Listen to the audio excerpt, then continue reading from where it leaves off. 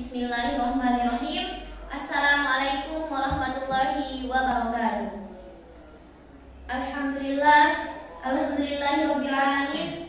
Wassalatu wassalamu ala asyrofil anbiya'i wal mursalin wa ala alihi wa ashabihi wa man tabi'ahum bi ihsanin ila yaumiddin. Amma ba'du.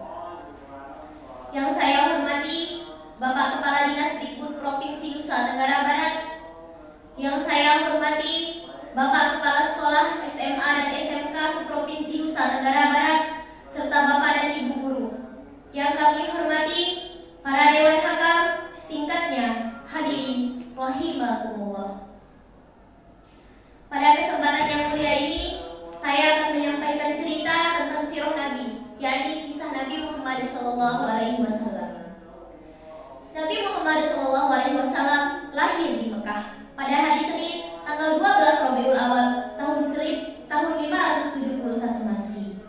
Nabi Muhammad SAW lahir dari orang tua bernama Abdullah bin Abdul Muthalib dan Aminah binti Wahab.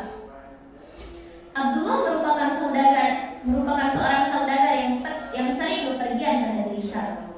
Akan tetapi Abdullah meninggal dunia saat Aminah mengandung Nabi Muhammad SAW yang pada saat itu baru berusia 2 bulan. Setelah itu, Nabi Muhammad pun lahir tanpa didampingi oleh seorang ayah. Setelah lahir, Nabi Muhammad diserahkan pada Halimah Sa'diyah untuk disusui. Karena pada zaman dahulu, masyarakat Arab memiliki kebiasaan menyusui anak-anak mereka kepada perempuan desa. Hal ini bertujuan agar anak-anaknya tumbuh di lingkungan pedesaan yang udaranya masih bersih. Nabi Muhammad SAW pun tinggal bersama ibu susunya di Bani Sa'ad selama 4 tahun. Selanjutnya di usia 6 tahun, sang ibu pun wafat. Kemudian Nabi Muhammad SAW dirawat oleh kakeknya dari pihak ayah, yaitu Abdul Muthalib. Selang 2 tahun, sang kakek pun wafat. Sejak saat itu, Nabi Muhammad SAW dirawat oleh pamannya bernama Abu Thalib, yang merupakan salah satu petinggi dari keluarga Bani Hashim. Nabi Muhammad SAW pun sering ikut berdagang ke negeri Syam bersama pamannya. Tumbuh dewasa, Nabi Muhammad SAW menikah dengan Siti Khadijah. Siti Khadijah adalah wanita terpandang, cantik, dan berasal dari golongan orang berada di Arab. Nabi Muhammad SAW menikah saat berusia 25 tahun. Sedangkan Khadijah pada saat itu berusia 40 tahun. Sebelum menjadi Rasul, Nabi Muhammad SAW sudah mendapatkan beberapa karunia istimewa dari Allah, seperti wajahnya yang terlihat bersinar dan sangat bersih. Hal ini nyatanya menjadi pertanda kebesaran Allah yang menandakan akan datangnya Nabi terakhir dengan kedudukan tertinggi sampai akhir zaman. Nabi Muhammad mendapatkan sebuah mimpi ketika malaikat Jibril menghampirinya. Rasul pun sedang menyendiri di Gua Hiro, tepatnya di samping Jabal Nur. Turunlah wahyu pertama dari Allah, yakni surah Al-Alaq ayat 1-4 yang artinya, bacalah dengan menyebut nama Tuhanmu yang menciptakan. Dia telah menciptakan manusia dari segumpal darah. Bacalah, dan Tuhanmu lah yang maha pemurah, yang mengajar manusia dengan perantaraan kalam. Dia telah mengajarkan kepada manusia apa yang tidak diketahuinya. Walaupun Nabi merasa ketakutan, disitulah kisah Nabi Muhammad SAW sebagai Rasul dimulai. Disitulah tempat datangnya Nabi yang terakhir yang akan membawa kedamaian untuk seluruh umat manusia.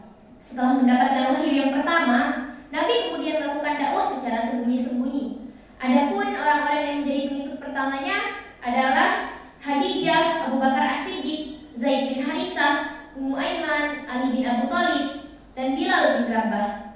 Setelah beberapa tahun melakukan dakwah secara sembunyi-sembunyi, turunlah perintah Allah Subhanahu wa taala dalam surah Al-Hijr ayat 94 yang memerintahkan Nabi untuk berdakwah secara terang-terangan yang berbunyi, Fasda bimata malu wa a'ridu 'anil musyrikin, yang artinya maka sampaikanlah olehmu secara terang-terangan segala apa yang diperintahkan kepadamu dan berpalinglah dari orang-orang yang musyrik.